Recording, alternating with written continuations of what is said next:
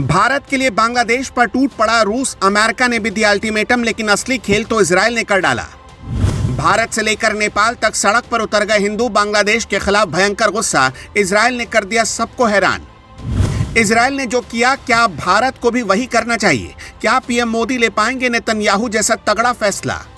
बांग्लादेश में दीपू दास को कट्टरपंथियों की भीड़ ने अपना निशाना बना लिया। भारत समेत कई देशों में इसको लेकर बवाल मच गया है। भारत से लेकर नेपाल के कई शहरों में हजारों हिंदू सड़क पर आ गए और बांग्लादेश के खिलाफ नारेबाजी कर रहे हैं। यूनुस का पुतला फूंका जा रहा। बांग्लादेशी हिंदुओं की हालत पर लोगों का गुस्सा फूट पड़ा है। बांग्लादेशी कट्टरपंथियों की भीड़ जिस तरह तांडव मचा रही है, उसके बाद कई देश एक्शन में आ गए हैं। बांग्लादेश की सरकार को चेतावनी दी जा रही है कि हालत को काबू में करो, वरना बुरा अंजाम भुगतने के लिए तैयार हो जाओ। बांग्लादेश में हिंदुओं पर हो रहे अत्याचार को लेकर भारत के सबसे पुराने दोस्त रूस ने भी यूनुस सरकार को अल्टीमेटम दे दिया है। लेकिन अब जो काम इजराइल ने किया वो रूस भी नहीं कर पाएगा। इजराइल ने कुछ ऐसा कर दिया जिसके बाद लोग बोल रहे हैं कि भारत को भी कुछ ऐसा ही कर डालना चाहिए।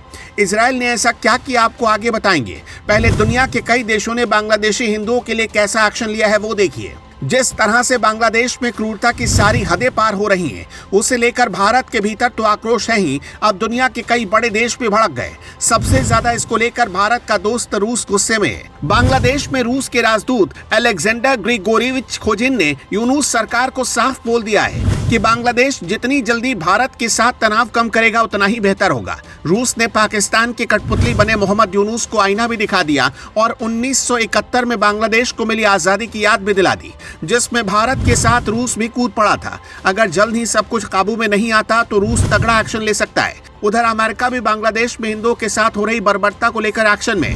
अमेरिकी सांसदों ने बांग्लादेश सरकार से सभी दोषियों को कड़ी से कड़ी सजा देने की मांग की है। इसके साथ ही अल्पसंख्यकों की सुरक्षा सुनिश्चित करने और कानून व्यवस्था बहाल करने को कहा है।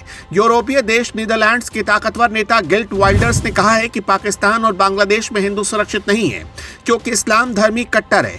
कनाडा की संसद में भी बांग्लादेश के हिंदुओं का मुद्दा उठा दिया गया है। बांग्लादेश में आज जो कुछ भी हो रहा उसके पीछे अमेरिका का बड़ा हाथ है। ये लड़ाई 1971 से शुरू हो गई थी, जो आज सबसे भयंकर हो चुकी है। आपको याद ही होगा कि कुछ समय पहले बांग्लादेश में CIA एजेंट की हत्या हो गई थी। कुछ समय पहले ही बांग्लादेश में एयरपोर्ट पर रूस के सामान में आग लग गई थी।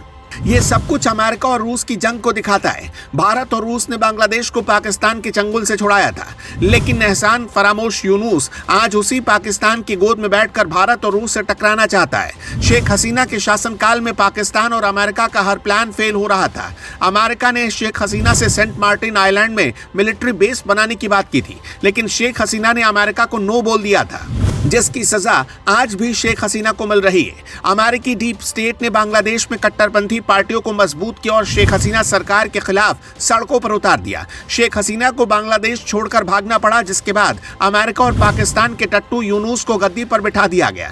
यूनुस के आते ही जिन कट्टरपंथियों को शेख हसीना ने दबा रखा था वो आजाद हो गए। बांग्लादेश में बवाल करने वाले वही लोग हैं जो कभी शेख हसीना के नाम से कांप जाते थे।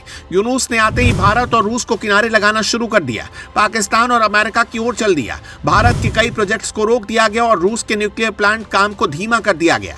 उसके सामान को आग के हवाले कर दिया गया। पीएम मोदी जब चीन में थे तब रूस की खुफिया एजेंसी ने बांग्लादेश में CIA एजेंट को निपटा दिया। खबरें आई कि इसके निशाने पर पीएम मोदी थे, लेकिन अब रूस का पारा फुल हाई हो चुका है और अगर यूनुस ने नहीं माना तो पूरा बांग्लादेश नक्शे से मिट सकता है। बांग्लादेशी हिंदुओं को लेकर हर तरफ आवाज उठ रही है, लेकिन हर बार की तरह मामला ठंडा होते ही आवाज भी ठंडी हो जाएगी। ऐसे में इजराइल ने जो किया वो आपको देखना चाहिए। इधर बांग्लादेश में हिंदुओं को चुन चुन कर निशाना बनाया जा रहा, उधर इजराइल ने होश उड़ा देने वाला ऐलान कर दिया। हाल ही में सिडनी में यहूदियों को निशाना बनाया गया। ऑस्ट्रेलिया में हुए इस कांड के बाद नेतन्याहू का खून खौल गया। अब इजराइल के विदेश मंत्री गिदोन सार ने दुनिया भर के यहूदियों से अपील की है कि वो सभी इजराइल में आकर रहें, नफरत और हमलों से बचे। गिदोन सार ने कहा कि दुनिया भर में हर जगह यहूदियों को शिकार बनाया जा रहा है, उन्हें नफरत की भावनाओं से देखा जा रहा है। इसलिए आज मैं इंग्लैंड के यहूदियों, फ्रांस के यहूदियों, ऑस्ट्रेलिया के यहूदियों, कनाडा और बेल्जियम के यहूदियों से अपील करता हूं कि वे तुरंत इजराइल वापस आ जाएं। वो अपने घर में आकर रहें। नफरत और हिंसा झेल रहे यहूदियों को बचाने के लिए इजराइल ने बहुत बड़ा फैसला लिया है। इजराइल के इस कदम को देखकर सोशल मीडिया पर कई लोग ऐसी मांग भारत से कर रहे हैं। कई लोगों का कहना है कि जो इजराइल ने किया वो भारत को भी करना होगा। कुछ लोग कह रहे हैं कि भारत में बांग्लादेशियों और रोहिंग्याओं के लिए डिटेंशन सेंटर बनाने से अच्छा है कि पाकिस्तान, बांग्लादेश और अफगानिस्तान में रहने वाले हिंदुओं को उनकी मर्जी से भारत बुलाया जाए और भारत की नागरिकता भी दी जाए। CAA कानून के मुताबिक पाकिस्तान, बांग्लादेश और अफगानिस्तान से धार्मिक उत्पीड़न के कारण 31 दिसंबर 2014 से पहले भारत आए हिंदू, सिख, बौद्ध, जैन, पारसी और ईसाई समुदाय के लोगों को भारतीय नागरिकता देने का प्रावधान है। लेकिन इजराइल बिना किसी शर्त के ही दुनिया के सभी यहूदियों को वापस अपने वतन बुला रहा है। इजराइल से ज्यादा यहूदी कहीं भी सुरक्षित नहीं रह सकते। वैसे ही भारत से ज्यादा सुरक्षित हिंदू कहीं और नहीं होगा। बांग्लादेश और पाकिस्तान में लगातार हिंदू कम हो रहे हैं। उन्हें जबरन धर्म परिवर्तन करने पर मजबूर किया जा रहा है। ऐसे में आप कमेंट में बताइए क्या भारत को भी इजराइल जैसा कोई फैसला लेने की जरूरत है? जो भी आप सोचते हैं कमेंट में बता सकते हैं।